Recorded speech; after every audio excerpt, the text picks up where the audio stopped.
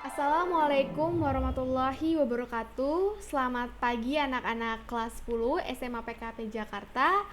Pada kesempatan kali ini kita akan membahas Google Form yang kemarin, tapi Ibu akan mix juga dengan biodata Ibu yang tidak sempat tersampaikan waktu yang pertama, karena yang pertama itu Ibu pengennya kalian fokus dengan kontrak belajar PPKN.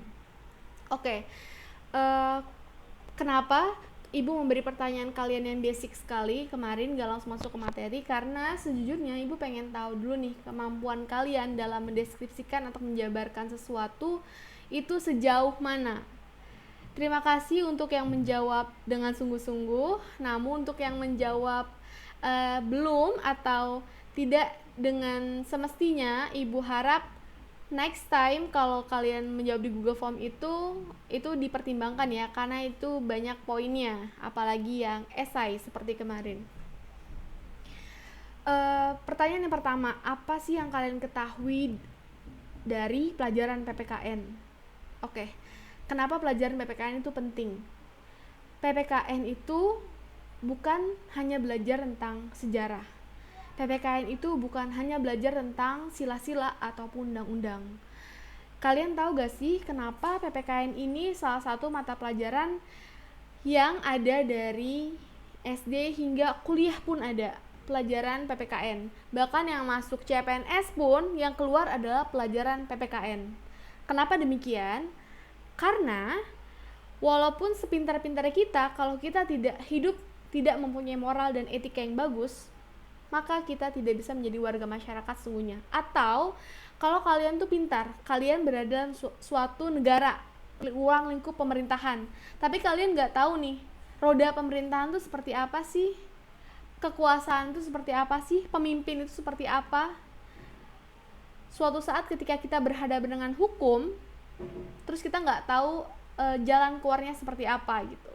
Jadi pentingnya belajar PPKN bukan hanya kalian menghafal undang-undang saja atau mengetahui sejarah-sejarah, tapi yang terpenting adalah ketika kalian belajar PPKN, kalian tahu nilai-nilai Pancasila dan kalian terapkan dalam kehidupan sehari-hari hingga selanjutnya. Oke, next metode belajar yang kalian ingin gunakan. Sebelumnya, ini agar kalian tahu aja, nanti akan Ibu tayangkan videonya.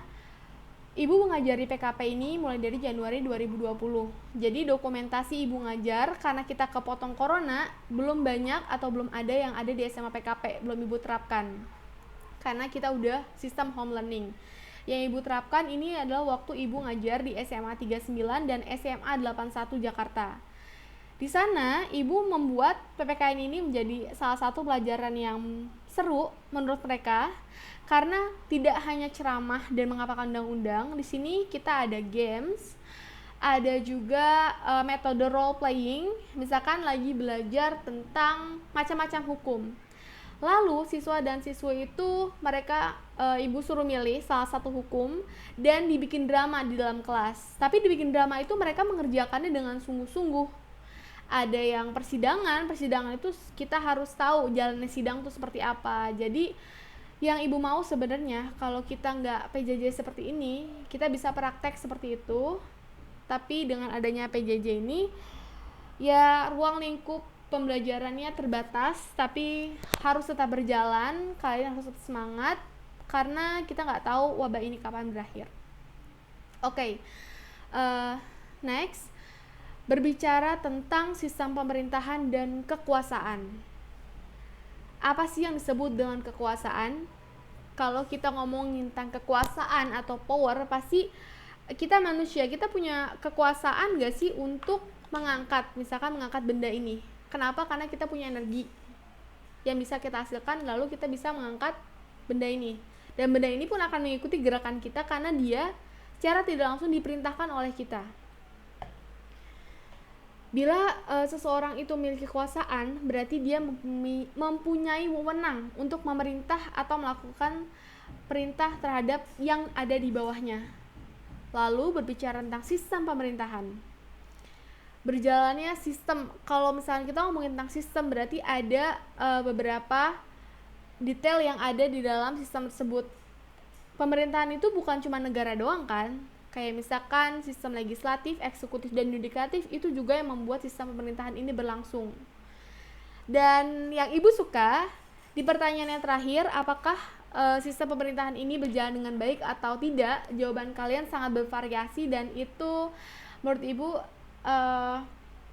sudah mulai kalian sudah mulai tahu yang keadaan seperti apa di Indonesia sekarang, sistem pemerintahannya seperti apa, bagaimana rakyatnya, bagaimana pemerintahnya. Gambaran secara umum, kalau kita ngomongin tentang ukuran sistem pemerintahan, kita pasti ngukur dari bagaimana terlaksananya hukum di Indonesia. Hukum itu seperti jaring laba-laba. Dia akan menangkap yang kecil dan dia akan meloloskan yang besar. Mungkin itu gambaran yang tepat untuk hukum saat ini. Kalian mungkin udah sering melihat berita-berita di mana para koruptor yang mencuri uang rakyat tapi mereka berleha-leha di penjara Sukamiskin, atau ada orang yang mencuri ayam ataupun hanya kayu pun tapi tetap di penjara dengan